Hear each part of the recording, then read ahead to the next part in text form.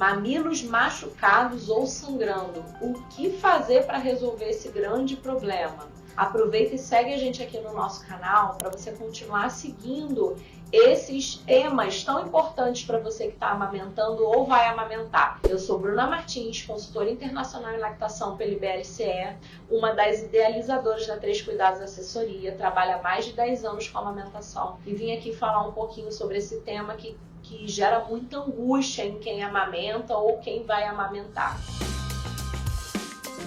Então, a primeira coisa que a gente vai fazer, se o seu mamilo estiver sangrando ou machucado, que é o famoso rachado, fissurado, esfolado, com lesão, lesionado, é importante a gente pensar primeiro o que não fazer para tratar esse mamilo. Por quê?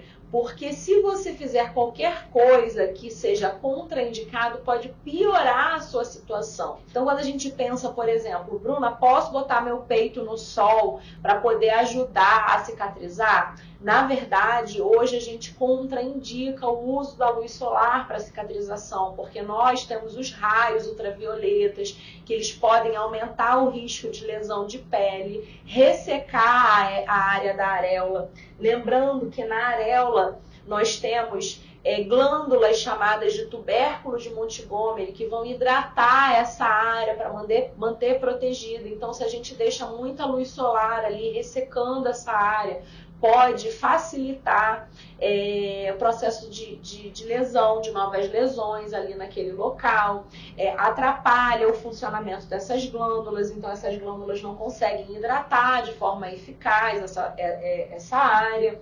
E também falamos de maior risco para câncer de pele, principalmente por se tratar de uma área com a pele muito sensível. Então não use a luz solar como estratégia para melhorar a sua fissura ou tratar ela. Falamos também do uso de pomadas. Importante, gente, pomada tem que ser prescrito e acompanhado. Utilizar pomadas que usamos nos nossos machucados do dia a dia, então ralados de joelho, do pé, do cotovelo, nada de usar pomadas com corticóide, com antibiótico, nada disso, sem acompanhamento médico e sem acompanhamento da sua consultora de amamentação. Por quê? Porque esses produtos, eles podem ser contraindicados para a área da boca do bebê ou para a ingestão do bebê. Lembrando que mesmo que a gente higienize a área da areola e do mamilo, vai ter resquício dessa pomada e esse bebê pode acabar engolindo, tá, o resquício dessa pomada. E também lembrando, gente, que pomadas contraindicadas para essa área, elas podem deixar a pele mais fina, pode deixar a pele mais suscetível à obstrução dos ductos, se a gente fala de pomadas mais oleosas, né? Quando a gente fala de pomada de lanolina, por exemplo, que são pomadas muito oleosas.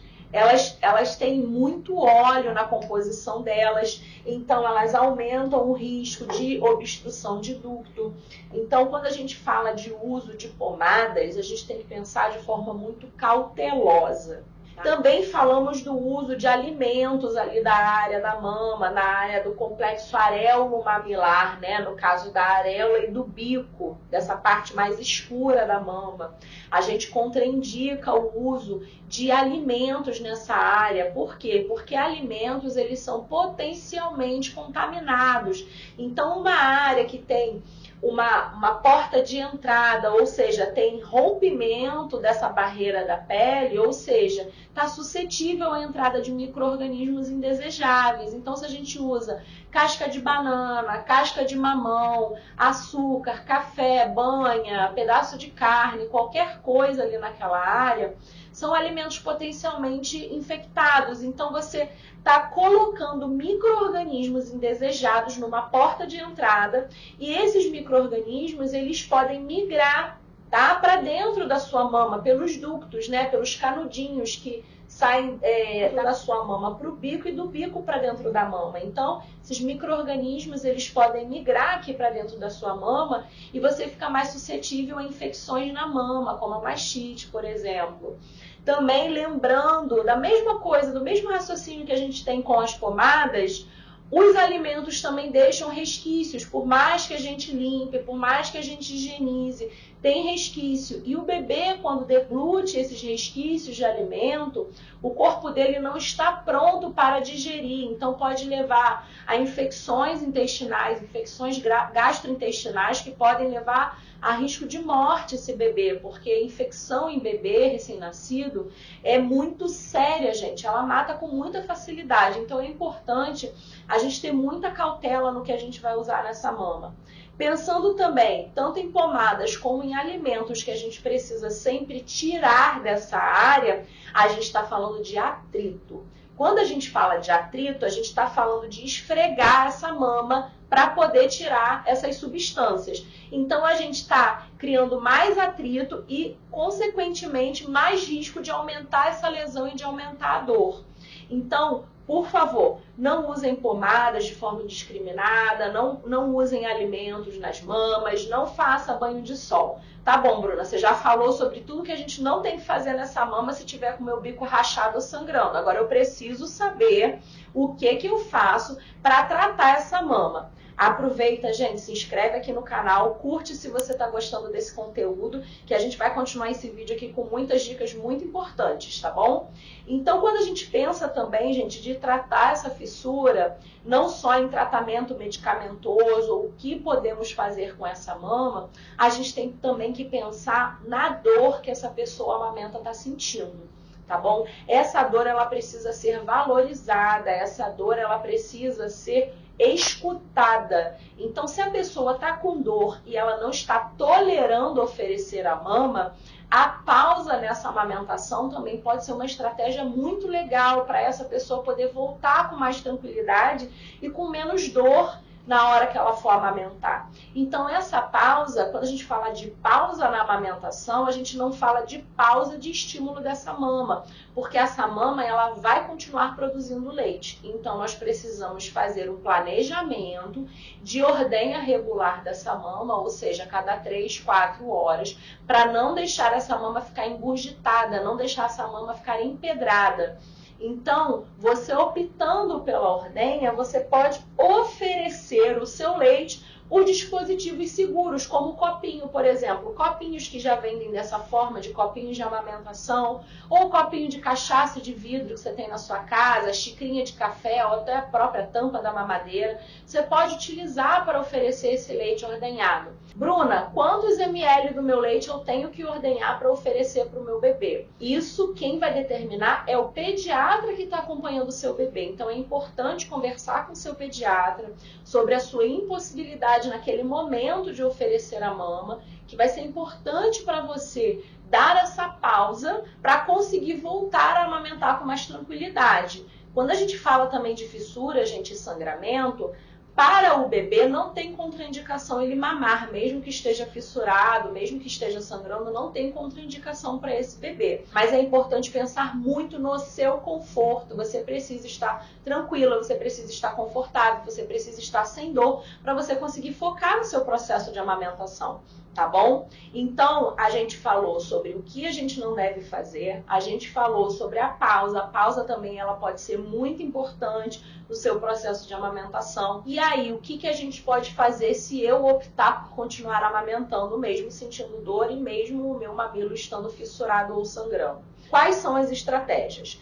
A consultora de amamentação, ela vai te ajudar a entender o que foi a causa dessa lesão, o que foi a causa desse sangramento, para ajudar você a ajustar o seu processo, para justamente essa lesão e esse sangramento não piorarem. Isso é muito importante você descobrir qual é a causa. Manejo correto da sua mama. O que seria o manejo correto? Você saber preparar a sua mama. A gente tem vídeo sobre isso aqui no nosso canal. Como preparar a mama, como realizar uma massagem eficaz na sua mama antes de oferecer. Quais são outras estratégias que a gente pode utilizar? O mamilo em contato com a roupa, a gente está falando de atrito, né? Atrito pode causar mais lesão. Então, o que você pode fazer para proteger o seu mamilo? Nós temos as famosas rosquinhas de amamentação. Pode ser tanto a pronta, tá? Quanto a feita com um paninho de boca ou com a própria meia, tá? Então, essa rosquinha, ela vai proteger o seu mamilo, ou seja, o seu mamilo ele vai poder respirar protegido aqui dentro, sem ter atrito em contato com a sua roupa, nem em contato com o seu sutiã. Então é importante essa área estar respirando, essa área não estar abafada, essa área não ter atrito, para não gerar mais dor em você. E nós também podemos fazer a rosquinha com meia. Você pode pegar uma meia na sua casa, tá? E enrolar ela até o final do comprimento, que aí ela vai virar uma rosquinha, tá? Aqui na pontinha você pode cortar para poder acabar de enrolar e o mamilo vai ficar aqui encaixado nessa rosquinha, tá bom? Aproveita, gente, se você curtiu essa dica, clica aqui, curte esse vídeo e acompanha a gente se inscrevendo no nosso canal. Então, é muito importante a gente ajustar o manejo, entender qual é a causa dessa lesão, entender o porquê que machucou, porquê que está sangrando, evitar atrito nessa área e uma consultora de amamentação te acompanhando. E lembrando também, gente, que pausar a sua amamentação, ela não quer dizer que você está trabalhando de forma negativa no seu processo de amamentação, pelo contrário, você está reorganizando o seu processo para que seja um processo mais tranquilo e confortável para você e para o seu bebê, tá bom? Continua seguindo a gente aqui para mais dicas e até o próximo vídeo.